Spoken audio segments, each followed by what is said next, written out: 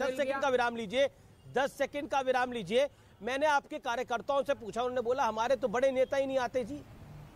कौन आया गांधी परिवार से यहाँ प्रचार करने के लिए? राहुल जी सिर्फ 1 दिन आए, 2 दिन आए, क्या आपको लगता है कि उससे आपको चुनावों में कोई बल मिल जाएगा?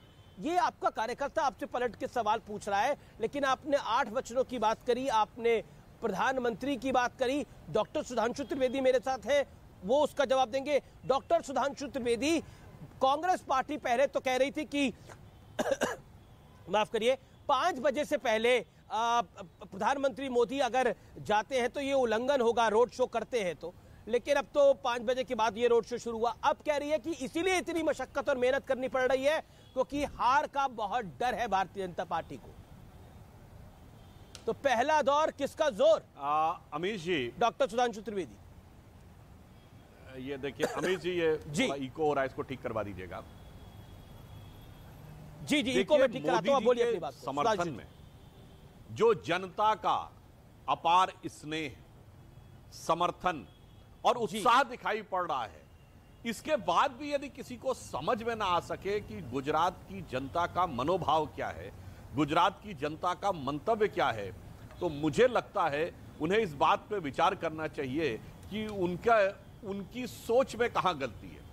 अरे वो यात्रा जिसका गंतव्य ही गुजरात नहीं रहा, वो गुजरात की जनता का मंतव्य क्या समझेंगे, ये बहुत आसानी से समझा जा सकता है। जहां तक उन्होंने कहा, तो हम तो वो पार्टी हैं जहां कार्यकर्ता भाव से हर बड़ा नेता, केंद्रीय मंत्री हो या सामान्य कार्यकर्ता हो, हर चुनाव में उसी तन्मयता के साथ लगता है, चाहे म्युनिसिपल कॉर्पोरेशन का हैदराबाद का चुनाव हो या लोकसभा का चुनाव।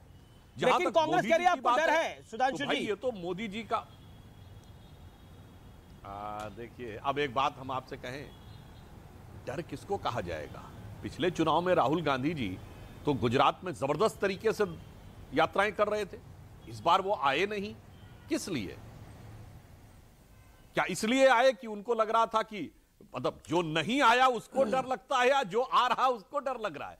मेरे विचार से ये उनकी सोच का दोष है। वास्तविकता यह है कि इस बार गुजरात की जनता ने निर्णायक रूप से रिकॉर्ड तोड़ जनादेश भारतीय जनता पार्टी के पक्ष में देने का मन बना लिया है। परंतु मोदी जी का काफिला देखिए, तो मुझे क्या याद आता है कि मैं अकेला ही चला था जानिबे मंजिल, मगर लोग यूं जुड़ते गए और कारवां बनता गया। ये नरोदा पाटिया से शुरू हुआ, वही नरोदा पाटिया जहां से मोदी जी को अलग थलग करने, अकेले करने का पूरा जमीन आसमान के कुलाब एक कर दिए थे कांग्रेस ने, और आज देखिए किस प्रकार से जनता उनके साथ है। और दूसरी तरफ राहुल गांधी जी ने जब से कमान संभाली तो उनपे तो वो आता है, एक के बाद एक नेता कांग्रेस छोड़ता जा रहा है कि देखी जमाने की यारी, बिछड़े सभी बारी बारी।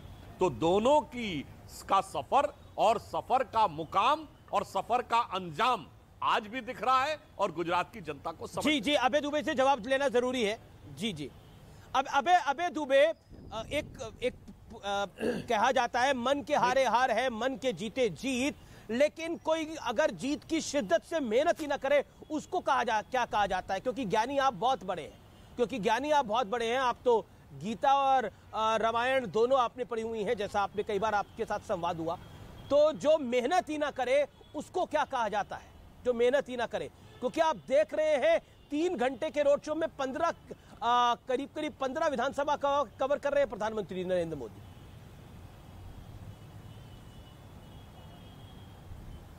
राहुल गांधी जी ने जो 3,500 किलोमीटर की भारत जोड़ो यात्रा प्रारंभ की, वो गुजरात पर साबरमती के संत के आशीष से ही प्रारंभ की।